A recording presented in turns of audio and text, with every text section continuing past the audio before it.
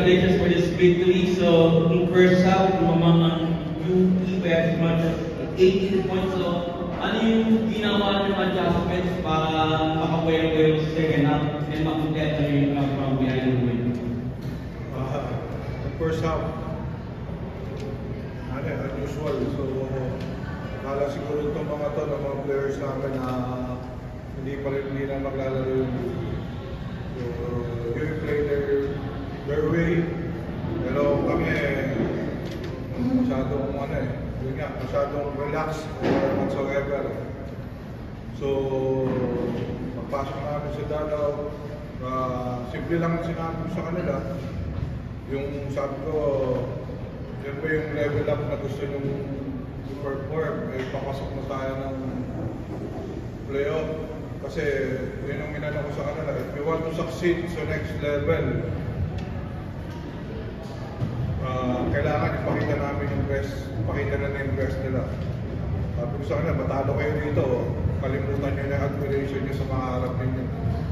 Yun lang yung sinabi ko sa kanila. Siguro, second half, 20 minutes, pinurn out talaga nila yung sarili nila. Sinabi ko pa nga na mukhang hindi nila ginawa yung mga work nila na sa scouting report. Kasi especially ngayon, kakapanggit ko lang ng Lagan, Momoway, Despi, don't small them. May sila yung kumuha ng simula. So in underestimate. So definitely, yun yung kailangan namin ayusin. Personally, kasi assignment dapat yun. Kasi individual tendency at assignment ng mga players yun. They take it too lightly. Yung UE, that's why medyo ng first half talagang iba yung story. Pero yun yung challenge sa second half. If they want to turn things around, to play to the next level, kailangan iba yung championship level yung nilalaro namin at their best, kumbaga.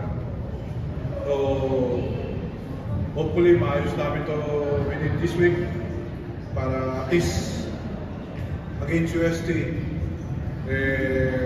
yun nga, maging maganda ulit yung approach. Thank you to PJ at 11 points, 2 assists, 2 rebounds, 1 steal and plastic. So yun na. Ito yung mga kailangan yung mga iwasan yung mga bad habits na mga sa first half. So ano yung kailangan nyo gawin para against UST maging maganda ang takbo nyo, especially lalo pag-project tayo ng crucial part of the season? First of all, hindi rin ako masaya sa game kasi niremind kami lahat ng coaches namin sa preparation this game kasi yun na.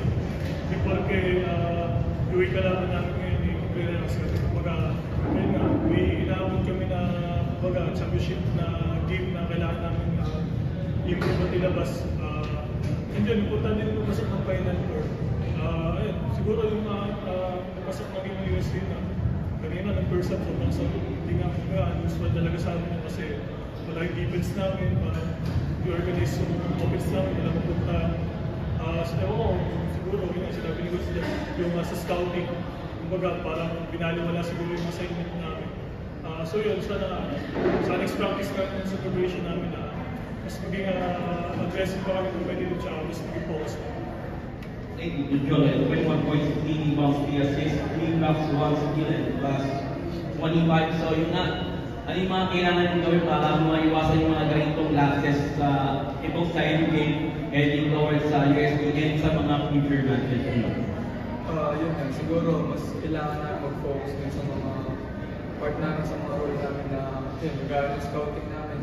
Dapat talagang naaral namin kasi yun naman yung gagawin ng kalaban. So, ayun, susubukan na, gagawin namin next practice na mga bagay sa next games.